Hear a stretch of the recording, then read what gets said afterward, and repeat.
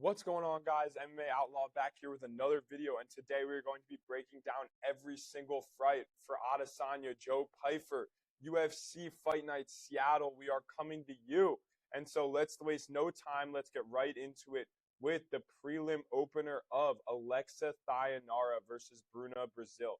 And let's be honest, I don't really understand this matchmaking here. Alexia Thainara, the 13th ranked fighter in the UFC, I do know that this is actually a rematch from the regional scene. You see that 13-1 next to Alexia Thainara. She lost to Bruna, Brazil when she was actually 22 years old on the regional scene. Got caught in a guillotine as she was trying to take down Bruna, Brazil. But Bruna, Brazil is coming off of 2 straight losses. I'm blanking on who those 2 losses were. And so I'm going to check really quickly here in my notes on my phone. No, she's not coming off of 2 straight losses. She had that loss against Caitlin Sosa where she did pretty much nothing. She had a win against Ming and then lost to, we remember that fight against Wang Kong, lost by unanimous decision. And so Alexia Thainara, we remember that insane grappling performance she put on Molly McCann. But let's be honest, who hasn't put on an insane grappling performance against Molly McCann? We saw how Julia Stariolenko was able to put away Molly McCann incredibly easily. I believe that was in the first round. I'm blanking on who Alexia Thainara's last performance was against. But again, another dominant, I believe it was a decision win where she just kind of got her grappling off, looked really, really good in that fight. Yep, it was against Luma Lumandupe.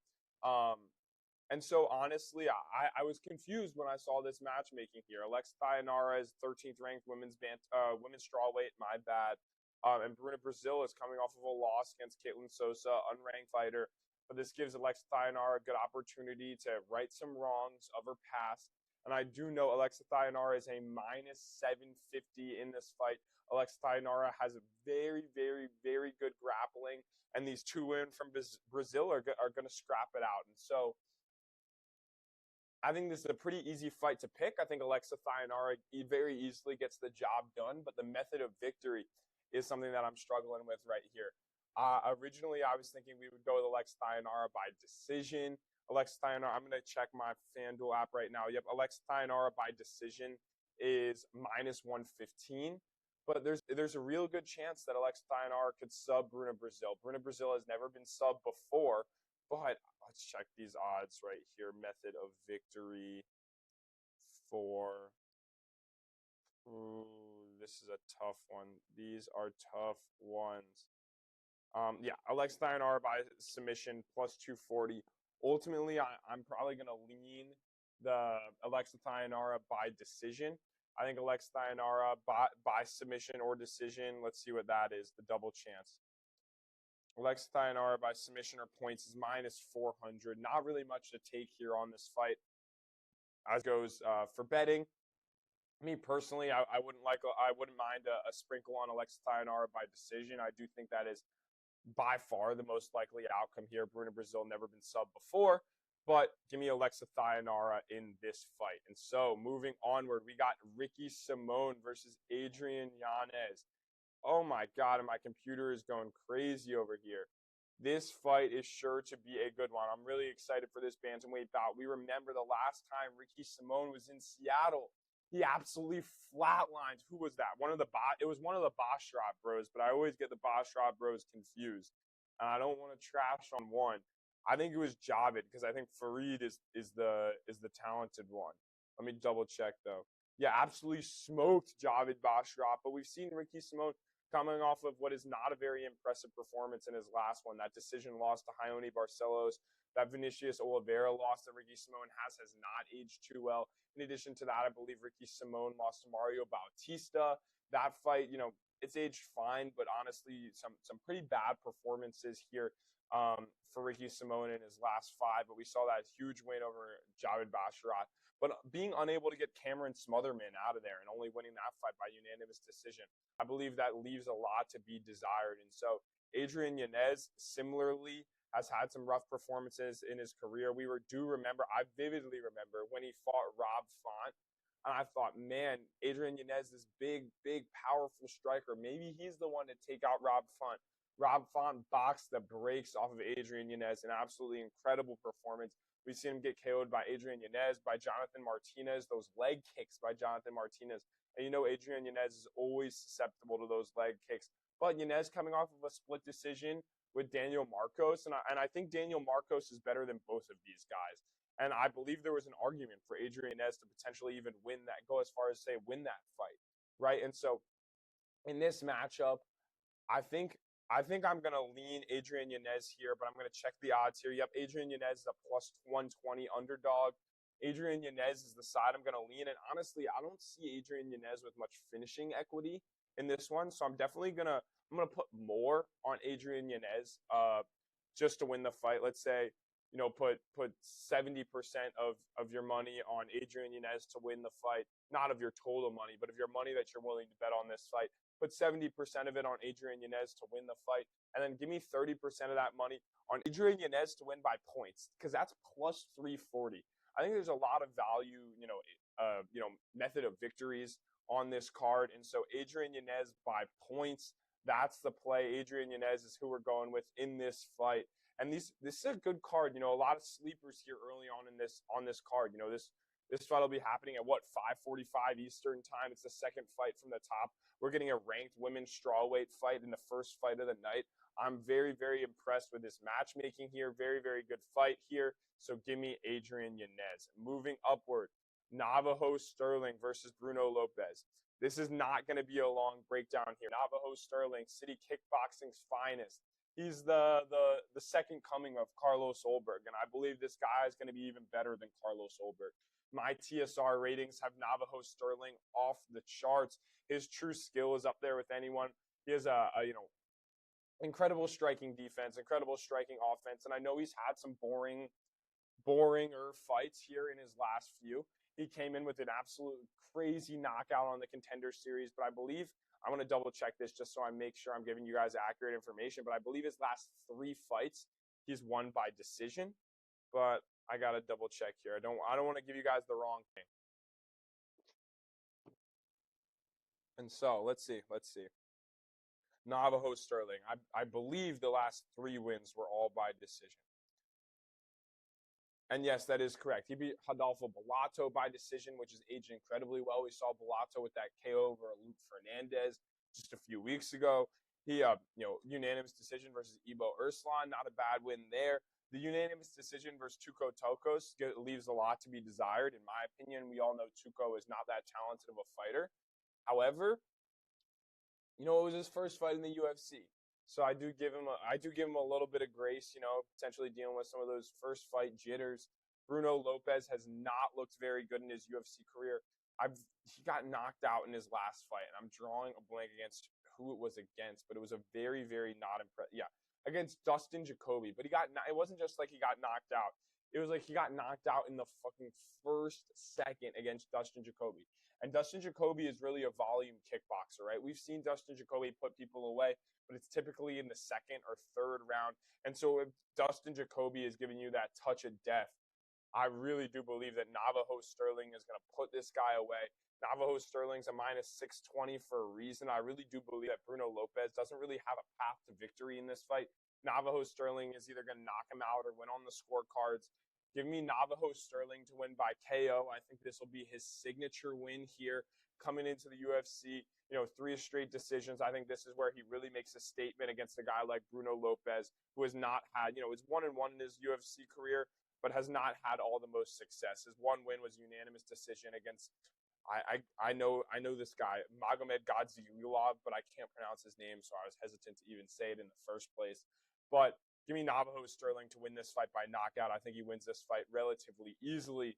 And so, let's see.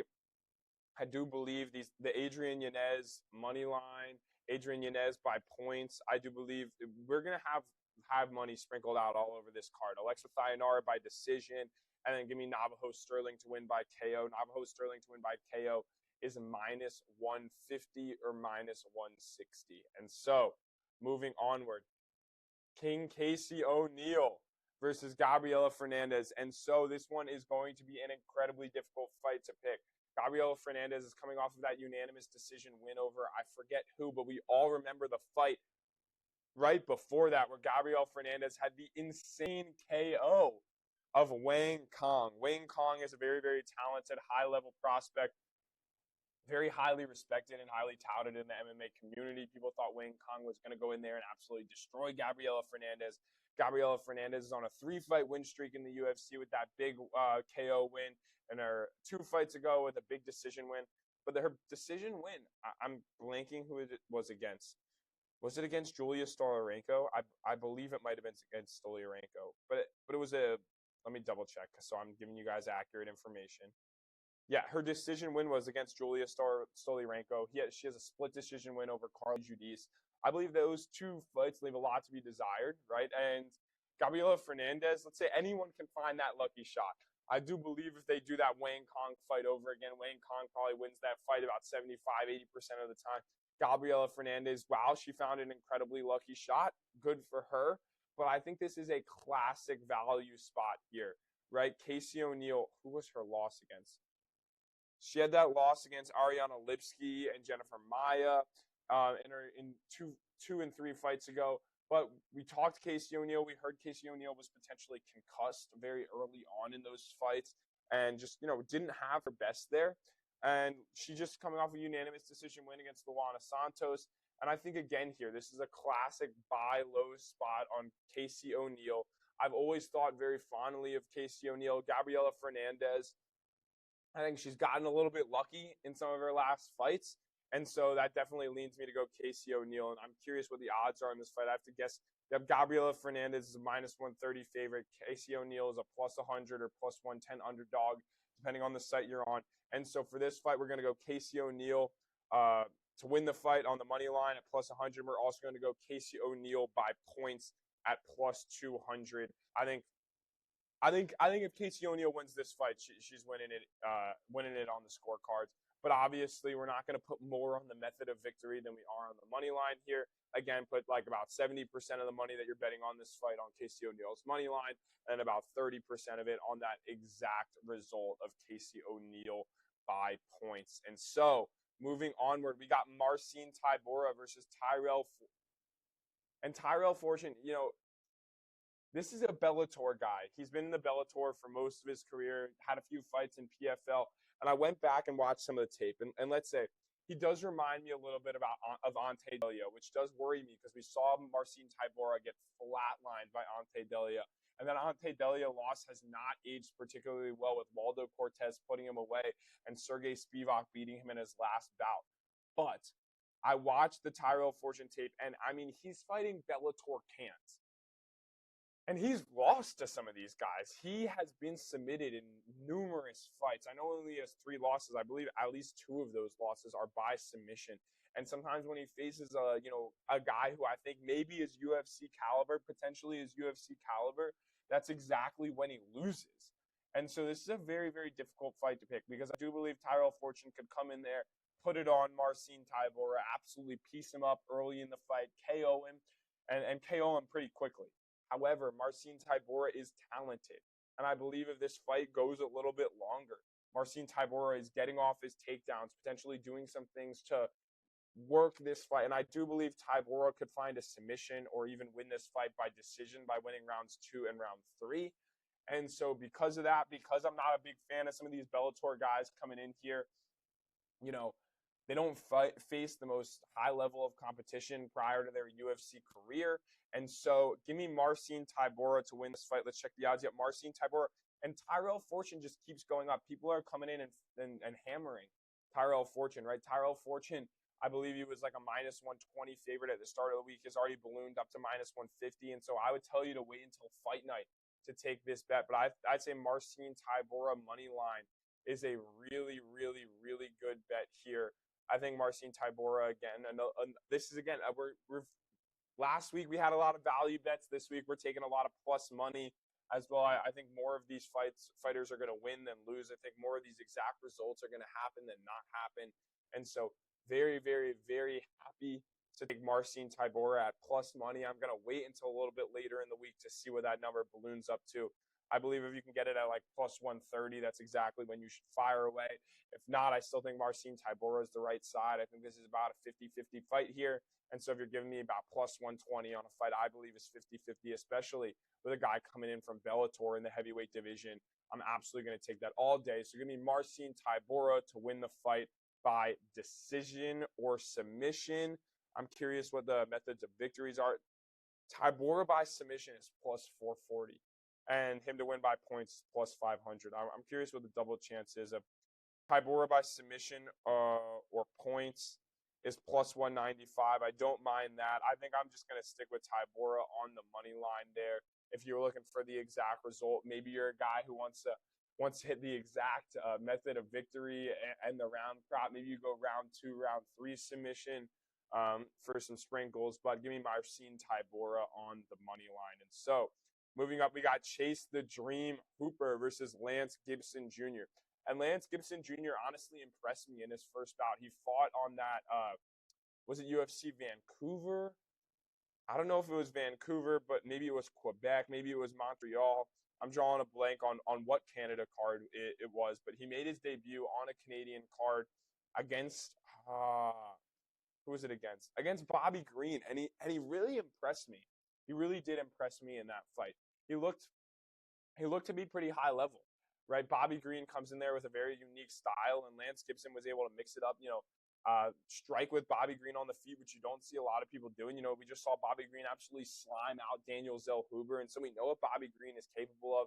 He's beating guys like Grant Dawson, but he's also had Jim Miller, but he's also had some big losses. We remember when I thought Jalen Turner ended Bobby Green's career, and it was partially that referee's fault too. I will never forget that. I was screaming and begging for the referee to get Bobby Green to get Jalen Turner off of Bobby Green. And Chase Hooper is coming off of a big loss where he was a favorite. What was that big loss? I believe that loss was to Alexander Hernandez, if I'm not mistaken. Yeah, he lost that by KO to Alexander Hernandez. But before that, Chase Hooper was really on a roll. And I do believe unless Lance Gibson can get Chase Hooper out of there, Chase Hooper is a very, very incredibly difficult fighter to deal with. And so I believe Chase the Dream Hooper is the side that I'm leaning here. I think Chase Hooper probably gets him out of there early. So give me Chase Hooper by an early submission. Chase Hooper by submission is plus 220. I think that's an angle. I think Chase Hooper minus 280 could be a potential parlay piece as well. And you'll see some of my other parlay pieces earlier. I do bet on some parlays myself. Parlay some of these favorites, but I don't usually share my parlay pieces. And so if you want my parlay pieces, make sure that you MMA Outlaw TV on Instagram, and then I'll hit you up. I'll send you pictures of my slips and show you what parlays I'm personally taking. But I do think Chase Hooper could potentially be a parlay piece here. And I think Chase Hooper by submission is due for a little bit of a sprinkle here, absolutely. But Chase Hooper money line in a parlay is definitely what we're going to have a little bit heavier than that submission. I don't see the point in taking a straight bet on a minus 280. I think there's a world in which Lance Gibson could absolutely get this done. But give me Chase the Dream Hooper to get this done by submission, and Chase Hooper, on the money line as a parlay piece. And so, moving onward, Igancio Bahamondes, one of my favorite fighters in the UFC, taking on Tofiq Musayev. And I'm going to be honest about Tofiq. Tofiq Musayev is one of these guys. Sometimes they go to these I don't want to say to these faraway countries. The UFC goes to Azerbaijan, goes to Baku, right? And they sign some of these guys. You see Tofiq Musayev is an Azerbaijani guy. And so they sign a guy like Tofiq Musayev who probably wouldn't be in the UFC if they weren't going to that location. But they need the hometown kid. They need one of these hometown heroes. And so Tofiq Musayev got the call, signed with the UFC, lost in his debut in Azerbaijan. And we know Igancio Bahamondes is coming off of a difficult loss to Rafael Fiziev in his last fight. And man, I'm blanking on who Tofiq Musayev lost to in that first fight. And so I'm just looking down, trying to find out. Yep. He lost to Mytelbek Oroblai in his first fight in the UFC. But we know Tofiq Musayev has a little bit of a Bellator background as well. Has some big KOs. But we saw Mytelbek Oroblai be able to submit Tofiq Musayev very, very easily. Very, very easily. In round one. And Mytelbek Oroblai, that loss has aged very well. Mytelbek Oroblai is a very, very talented fighter, but still, Igancio, Bahamula. I mean, Igancio is a very, very, very good fighter. And so, in my opinion, we're definitely going Igancio here, right? And then it's just about the method of victory. Igancio is a minus 310 favorite. Igancio is one of my favorite pieces in a safe parlay. I will give you one parlay that I'm absolutely betting on. Navajo Sterling to win by KO, Igancio Bahamondes to win. Igancio Bahamondes will probably be in another parlay with Chase Hooper, Igancio Bahamondes, and one of these favorites that is somewhat up the card. But I think Igancio is my favorite parlay piece of the week. Minus 310. I think this is even good value for Igancio. I never thought I'd say it for a minus 310, but I think you're getting good value on the money line. I really do believe Igancio could win this fight wherever it goes. And so because of that, I think this is worth one of these fights where we take a long shot prop for Igancio. Bahamula Bahamondes. And so I'm just going on. I'm just taking a look at, oh my God, I'm sorry I hit off of the fight, but I'm taking a look on what these odds are for some of these long shot props for Igancio Bahamula Bahamondes. Igancio by KO is plus 170. Igancio by points is plus 310. But you know what we're going to go with? Tofiq Musayev has shown an ability to get submitted in the past. Igancio Bahamondes had Jalen Turner in that triangle choke. It's the longest outcome for Igancio. Minus 310, absolutely. I love that money line. It is crazy. I might even straight bet a minus 310, which is wild for me. But give me Igancio in nearly every single parlay you take. I think he's the safest parlay piece of the week. But Igancio Bahamondes by submission at plus 460. We've seen him throw up triangles in the past. He has some nasty front chokes. He's a longer guy for the lightweight division. We know Tofiq Musayev struggled with a bigger guy in Mytelbek Oroblai. Coming off of a submission loss, Tofiq Musayev, I think Igancio Bahamula, this is a long shot prop here. We're definitely we're not hammering this, guys. I want you to know when we're talking long shot props, it's light sprinkles, right? Potentially we could see this in the cycle parlay. Maybe.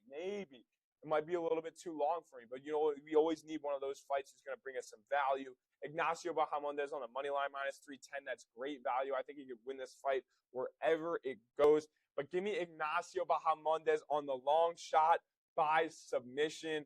I think that is a great value bet. We know Tofiq Musayev has had this happen before in the past. And so I'm going to keep raving about my guy Igancio because he is one of the most talented fighters in the lightweight division. So give me Igancio Bahamondes, the Chilean, to beat the Azerbaijani Tofiq Musayev. And so moving onward to the main card opener, Terrance Mckinney versus Kyle Nelson.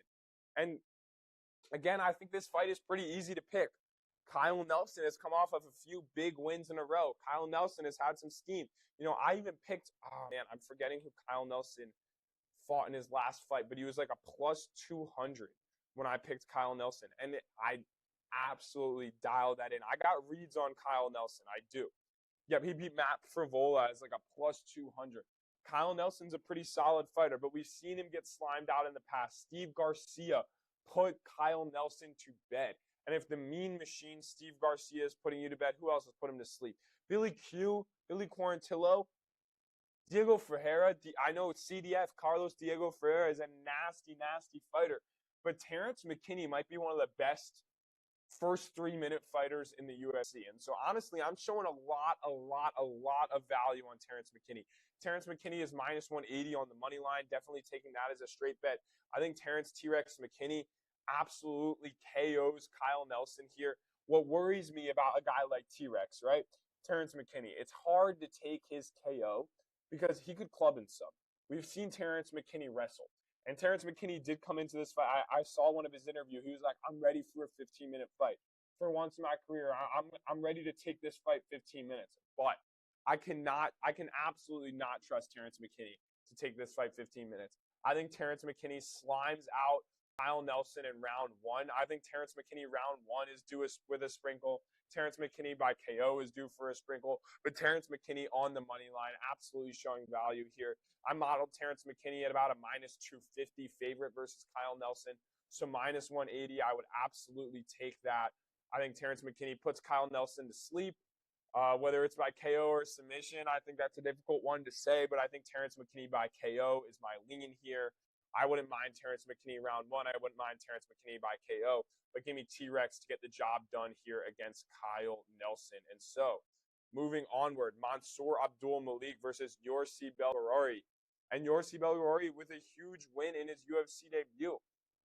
He was able to stay on the back foot and, oh man, who did he fight? He was a big underdog too. He was able to just piece up that guy that he was fighting. I'm figuring it out right now, man. I can't believe I'm drawing a blank on some of these. Against Azamat Bakolev, he was able to kind of piece him up while he was on the back feet, win that fight by KO in the very, very late seconds of the 3rd round. And Mansur Abdul-Malik, man, he is a very, very, very talented fighter. He has some raw ability, but we've seen him hurt before. And honestly, he's left a lot. He didn't finish Cody Brundage until round 3. That is not at all the type of performance we were looking for from Mansur Abdul-Malik. Mansur Abdul-Malik, he's not that good. I wanted him to be so good, but honestly, he's just not that good. And so Mansur Abdul-Malik versus Yousri Belgaroui, I definitely lean Yousri Belgaroui. I do think there's a world in which Mansur just moves forward and KOs Yousri. I do think there's a world in which Mansur Abdul-Malik gets on top of Yousri Belgaroui and Yousri Belgaroui sits there for an entire round, potentially gets submitted or gets KO'd, right? But Yousri Belgaroui works with Alex Pereira and Glover Teixeira, and those guys have done an incredible job at working at, how do I sprawl against the fence to make sure that I don't get taken down? And I have to believe that they're working on the same exact things with Yousri Belgaroui, because Yousri is an incredible striker. He's very, very good on the back feet. He's one of the few guys that can match Mansur Abdul-Malik in reach, right? And he's the taller fighter here. I do think at times Yousri kind of has his chin up in the air at times, but I have been saying I'm going to pick against Mansur Abdul-Malik at some point here, right? And so I think this is the time where I go against Mansur Abdul-Malik. I think Yousri Belgaroui at plus 100. There's a lot of value here. I think you need to lock this play in now because the line is slowly moving towards Yousri. And so give me Yousri Belgaroui to beat and upset Mansur Abdul-Malik. So moving onward, Julian Erosa versus Lerryan Douglas. And I know Juicy J has had he had a 3-fight win streak before his most recent loss. But Juicy J has been getting some great matchups. Julian Erosa has not had to face the cream of the crop in the featherweight division. I'm sorry for that glitchiness right there. The UFC website. Gotta figure it out here, man. Yeah, but he fought Melky Costa, and Melky Costa, I know he just hit that back kick on Dan Ige, but Melky Costa does not have that much power. Trust me. Melky Costa, prior to that KO, has not been knocking people down. And so Julian Erosa, man, I mean, impressive that he lost like that. But, I mean, who has he fought? Darren Elkins, Christian Rodriguez, Ricardo Ramos. He got KO'd by Fernando Padilla, too. And so it is anytime this guy fights someone who has a little bit of pop in their hands, he gets killed. He gets killed. And Lerryan Douglas, I know you see that 13-5 record, and you're like, maybe not. But he has come off of some huge, huge wins. And he's coming off of a huge win on the Contender Series. I think he's KO'd 5 of his last 5 fighters, including his win on the Contender Series. And so I really do believe that Lerryan Douglas gets the job done pretty easily by KO here. Lerryan Douglas minus 150 by KO. I'm absolutely taking that. I think Lerryan Douglas is an okay parlay piece. I don't love him. Honestly, I like Chase Hooper and I like Igancio Bahamondes the best out of all these guys, right? And I don't mind a Chase Hooper as a parlay piece. Not the biggest fan of Lerryan Douglas as a parlay piece because I do think if it gets in the later rounds, he could struggle a little bit with Julian Erosa. Julian Erosa, round 2, round 3 submission if you're looking for a crazy prop out there. But I think Lerryan Douglas probably KOs Julian Erosa pretty fast into this fight. And so give me Lerryan Douglas to win by knockout at minus 150. I would throw a Lerryan Douglas, Igancio Bahamondes parlay together. I don't mind that. But I like Igancio potentially with some of the other a little bit shorter things like that Navajo Sterling KO prop. I think there's some better value there. And if you want to know what I'm personally betting on, obviously just hit me up on Instagram. I'll say it again, MMA Outlaw TV. Make sure to give me a like and follow over there as well. And so moving upward, Lerryan Douglas to beat Julian Erosa, obviously. Michael Chiesa versus Nico Price. Give me Michael Chiesa. Michael Chiesa is a minus 575. I don't really think there's a big betting angle here. I think he probably submits Nico Price pretty easily. I'm going to sprinkle Michael Chiesa to win by KO. because like minus 900. I also saw that the fight to end in KO was plus 500. I think like that could be due for a sprinkle, but I don't think anything too. We're not going to hammer anything here. I think Michael Chiesa gets the job done versus Nico Price. I think there's a world in which Nico Price could KO him, and so that's why I don't hate that like fight to end by KO at about plus 470, plus 500. But I do think ultimately Michael Chiesa gets the job done, and I think Michael Chiesa, I like a KO sprinkle here, right? There's a chance he could get on top of him, ground and pound, ground and pound. I think Michael Chiesa could submit him as well. I think that's probably the most likely outcome here. There's a reason that that's such a big favorite in the method of victories, and so I wouldn't mind not betting on anything in this fight. The prediction is going to be Michael Chiesa. I don't believe he should be a minus 575. I believe it should be a little bit more, something like a minus 250, minus 300 versus Nico Price. So if you want to take a dog shot on Nico Price, I don't hate it.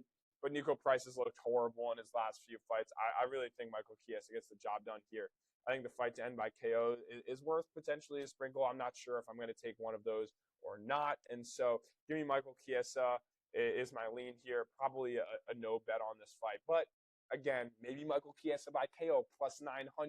Maybe the fight to end by KO plus 500. Those are definitely two of my stronger leans on this fight. Not sure if I'm going to bet him quite yet. And so moving upward, Alexia Grasso versus Maycee Barber. And I think this fight, again, it's pretty easy for me to pick. Alexia Grasso, I know everyone loves Alexia Grasso. I mean, how can you not? That big upset over Valentina Shevchenko where she was able to take the back and lock in the submission. But Alexia Grasso does not have that much punching power. She isn't that talented she's not that strong of a grappler, right? She has a submission threat, right? She's pretty solid. She's pretty solid, right? But man, it's difficult, right? I think Maycee Barber ultimately gets the job done. I think this fight ends in decision. So I want to check the exact outcomes, but I think Barber by decision here is a great bet. I don't even mind like kind of Barber in a parlay, right? I think Barber is minus 180. Yeah, Maycee Barber is minus 180. I really like Maycee Barber more of a parlay piece than some of these other guys. I think Igancio Bahamondes plus Maycee Barber, that's potentially a parlay that you guys should look out for. But give me Maycee is, I'm just double checking, make sure I got, Maycee is minus 188. That is a little steep.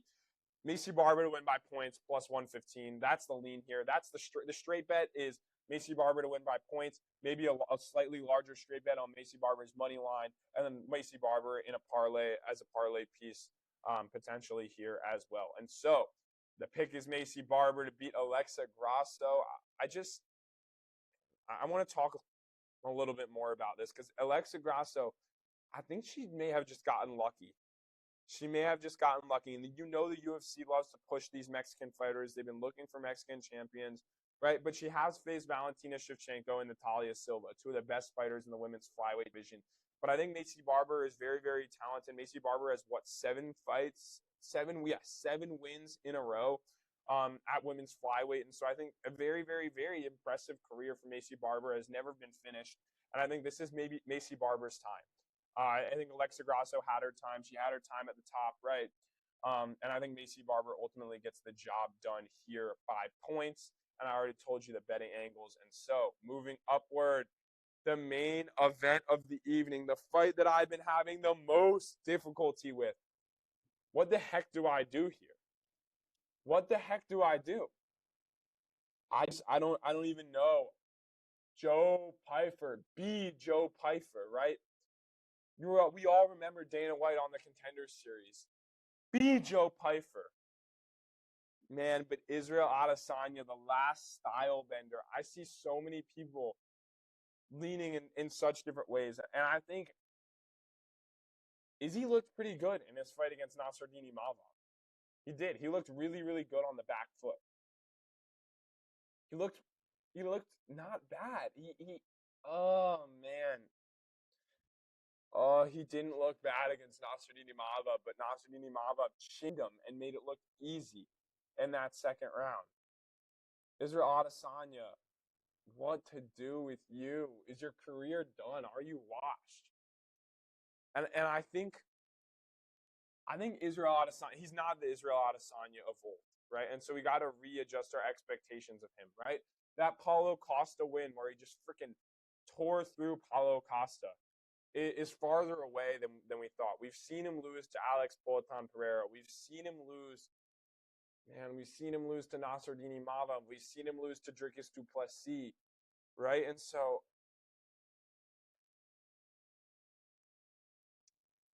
man, I'm struggling with what to do here on this. What his last win was against Poatan. His last win before that was against Cannonier, Whitaker. But his Cannonier, his Whitaker, his Vittori, those fights, the Blachowicz, I mean, he hasn't really looked the same since that Paulo Costa KO. He really hasn't. And so I'm going to go with Joe Pyfer. Reluctantly, I'm going to go with Joe Pyfer. The plus money is making me go with Joe Pyfer. I think he's a very, very talented fighter.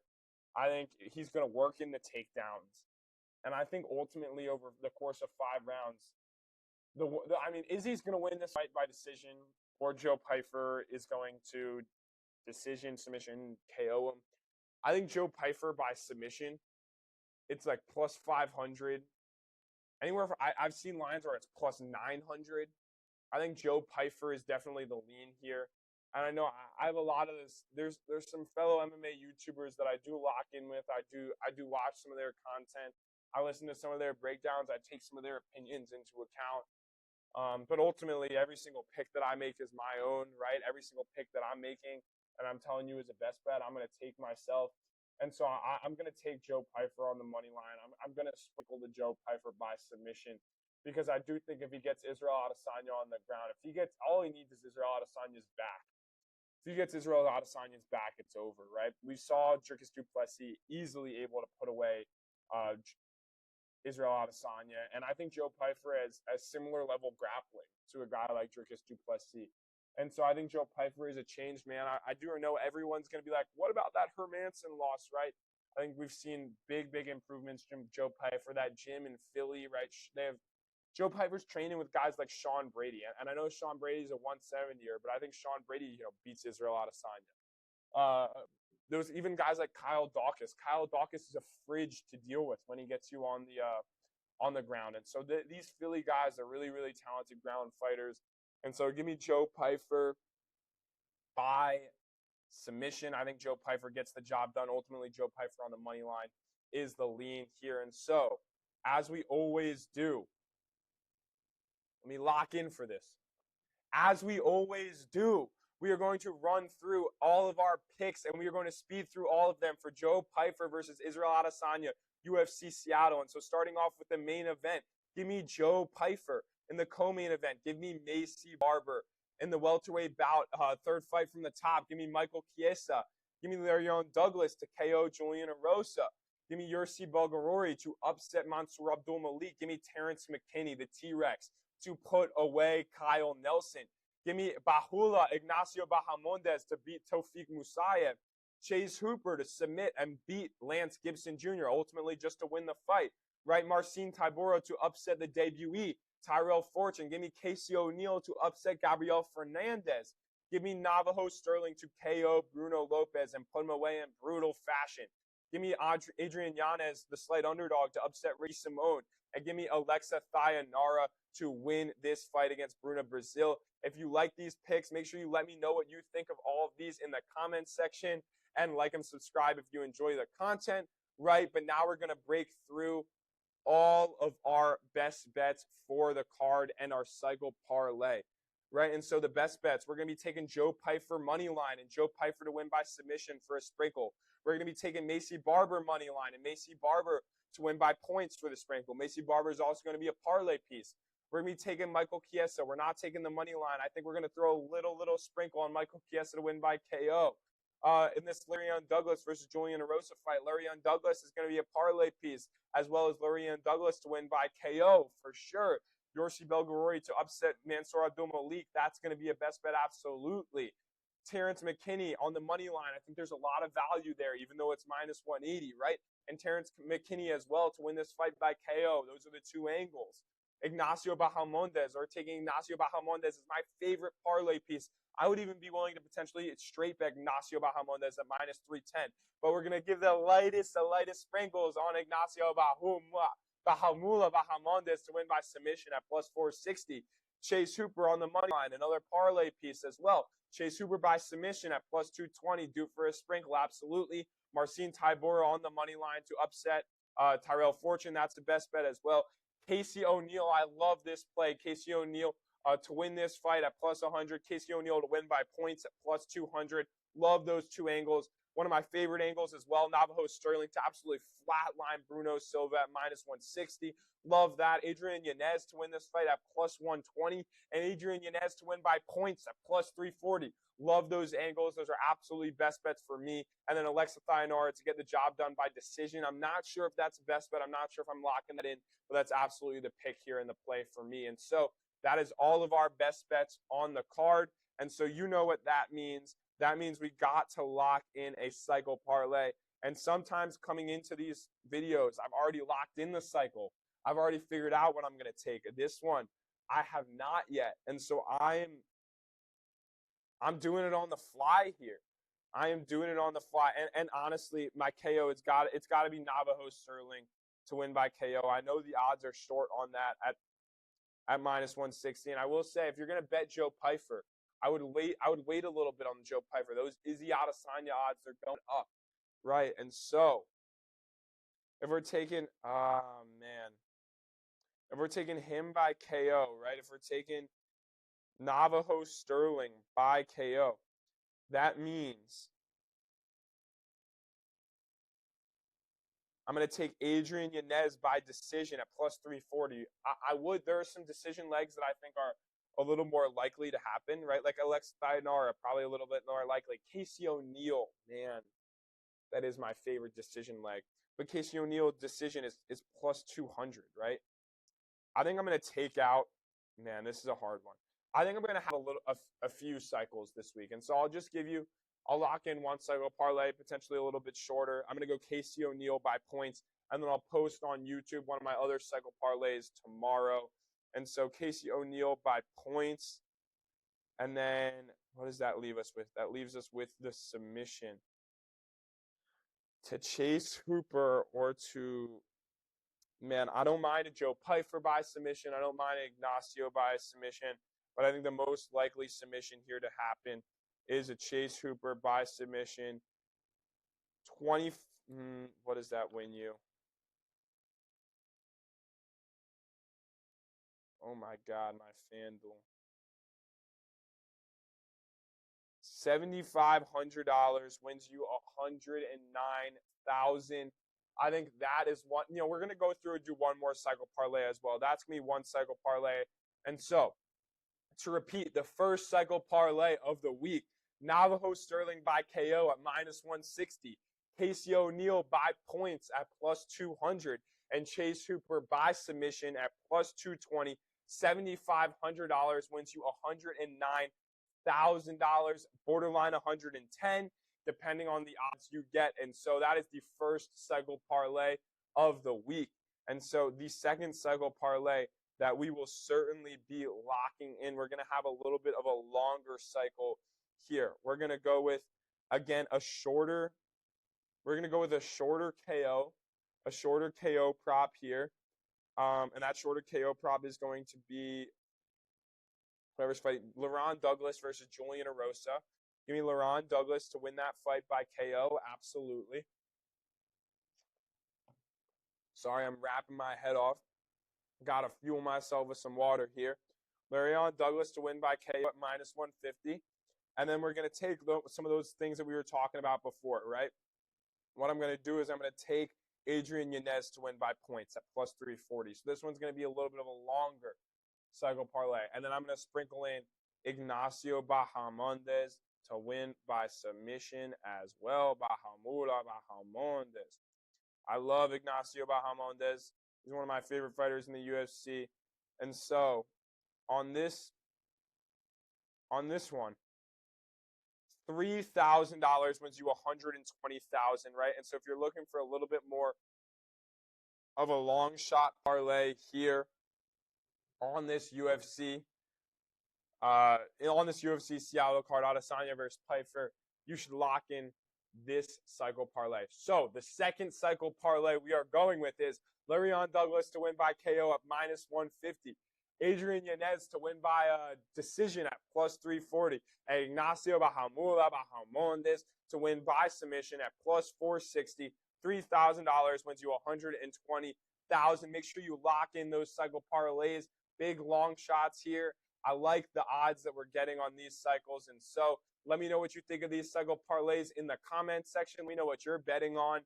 And that brings us to the end of the video. We went over all of our best bets, our cycle parlays, and all of our picks for the card. If you enjoy content just like this, make sure to like and subscribe. And let me know who you guys are taking in the comments section. Let me know what you disagree with. Let me know what you like. And I hope you have a great rest of your day. Peace.